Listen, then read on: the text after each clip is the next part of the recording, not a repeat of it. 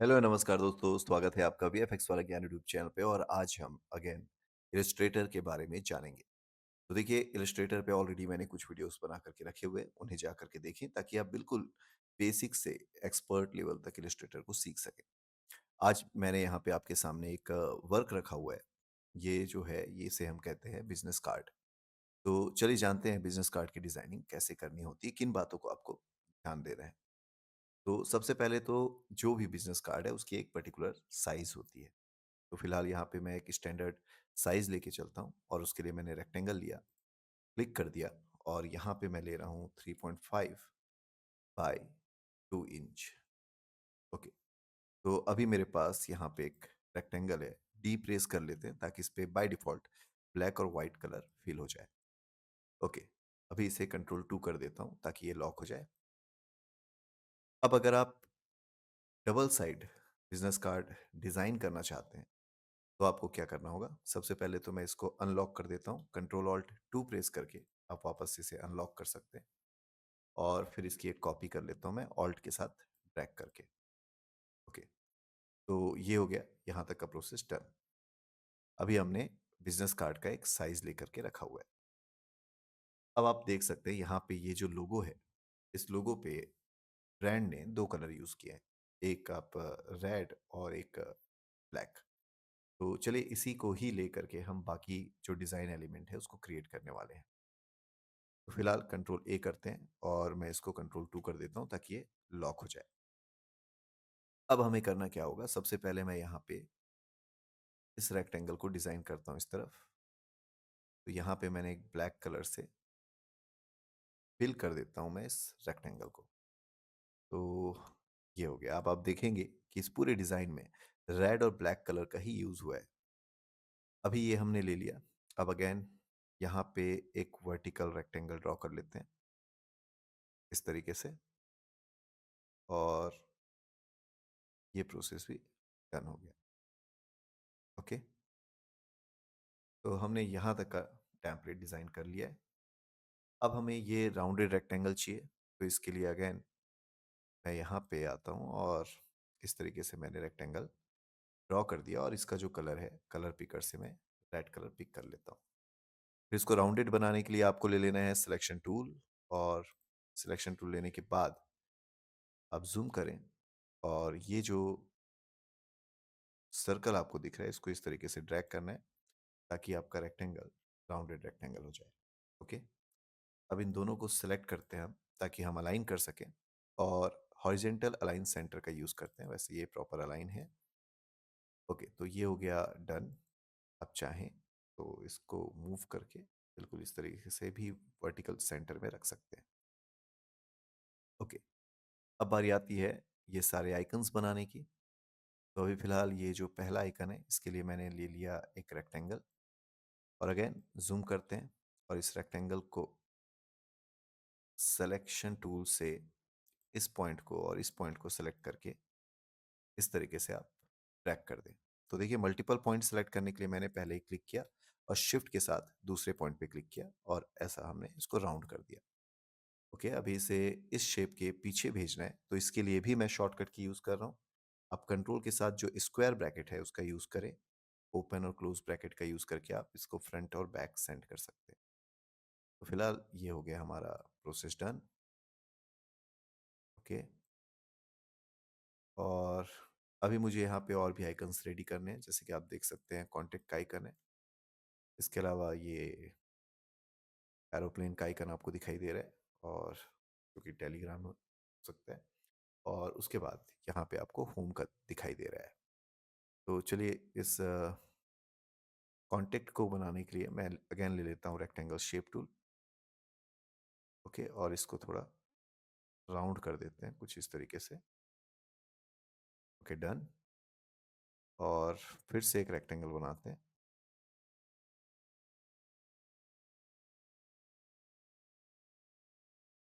Alt के साथ अगर आप इस तरीके से मूव करें तो दोनों तरफ से इसकी हाइट जो है वो कम हो रही है। ओके, आई ड्रॉपर टूल से अभी मैं ये कोई एक ग्रे कलर पिक कर लेता हूँ। Then again control C control shift V करते हैं और इस तरीके से इसको मूव करते हैं या स्केल करते हैं। अब आप देख सकते हैं एक आइकन मिल चुका है कॉन्टेक्ट का। अब शेप बिल्डर टूल लेके आप इसको इस तरीके से माइनस कर दें और हमारे पास ये कॉन्टेक्ट का आइकन आ चुका है। आप चाहें तो इस पार्ट में भी जो वर्टेक्स है इसको सेलेक्ट कर लें। इस बार मैं यूज़ कर रहा हूँ डायरेक्ट सिलेक्शन टूल का और इस पार्ट को थोड़ा राउंड करना है, बट मैं चाहता हूँ ये पॉइंट और ये पॉइंट, इन दोनों पॉइंट को एक साथ मैं इस तरीके से थोड़ा राउंड करूँ। इसी तरीके से इस पॉइंट और इस पॉइंट को सेलेक्ट करते हैं और इसको भी ऐसा राउंड कर देते हैं। तो ये आइकन हो गया कॉन्टेक्ट का, इसको हम यहाँ पे यूज़ करने वाले हैं। ओके, इसके अलावा आप देख सकते हैं यहाँ पे ये एरोप्लेन का जो शेप है, पेपर प्लेन प्लेन का जो शेप है, उसके लिए मैंने बना दिया एक शिफ्ट के साथ स्क्वायर। ओके, और पेन टूल का यूज़ करके मैंने इस पॉइंट को डिप्रेस किया ताकि पेन टूल आ जाए और इस पॉइंट पे जाके इस एंकर पॉइंट को डिलीट कर देता हूँ। तो अभी आपको एक ट्रायंगल मिल जाएगा। डायरेक्ट सिलेक्शन टूल का यूज़ करके आप इसको इस तरीके से सेट कर सकते हैं।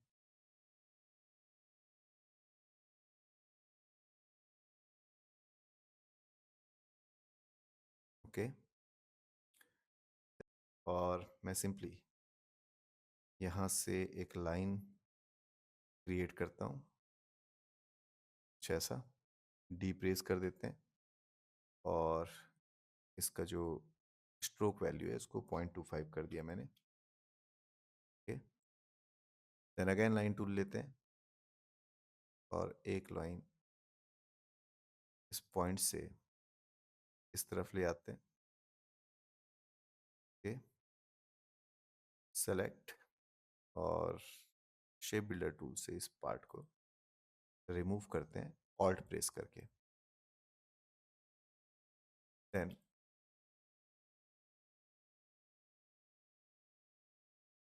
यहाँ पे मैंने एक वर्टिकल लाइन खींचा और यहाँ पे इस पॉइंट को इधर मैच करा दिया। अगेन शेप बिल्डर टूल लेंगे और इस जगह पे मुझे कलर फिल करना है। कलर में मैं चाहता हूँ अभी के लिए ये रेड कलर को ही फिल कर दूँ। तो ये आप देख सकते हैं ये इतना बन चुका है। स्ट्रोक को कर देते हैं अभी इसका नन। ओके, तो डिलीट करना होगा इसको। अभी ये नन करते हैं, delete, delete and delete. Okay, तो फिलहाल ये मैंने ये आइकन भी रेडी कर लिया है। कंट्रोल जी कर लेते हैं और इसको भी मूव करके इस जगह पे रख लेते हैं जहाँ पे कॉन्टेक्ट हमने रखा हुआ है। अब होम के आइकन को क्रिएट करने के लिए मुझे यहाँ पे यूज़ करना होगा Unfortunately, I can't. एक rectangle. Okay, eye dropper tool से मैंने ये कलर पिक कर लिया। उसके बाद control C, control shift V और इसको मैंने कुछ ऐसा सेट किया। करते हैं और यहाँ पे मुझे एंकर पॉइंट ऐड करना है, तो ऐड एंकर पॉइंट लेते हैं और यहाँ पे हमने एक पॉइंट ऐड कर दिया। सिलेक्शन टूल का यूज़ करके आप इसको इस तरीके से मूव कर दें। ओके, पेन ले लें, यहाँ पे एक लाइन डीप्रेस कर दें और ये जो लाइन है इसकी थिकनेस में अगेन 0.25 पॉइंट ही रख रहा हूँ। शेप बिल्डर टूल का यूज़ करते हैं और इन शेप को मिला लेते हैं। ओके,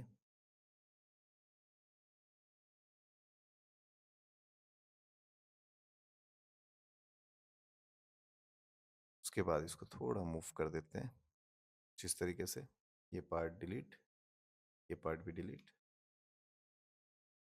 और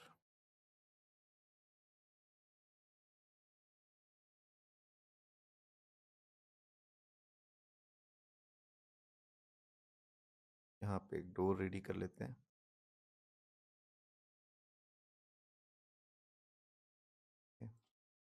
कंट्रोल जेड और इसको ठीक करते हैं। यहाँ पे हमने सेट किया।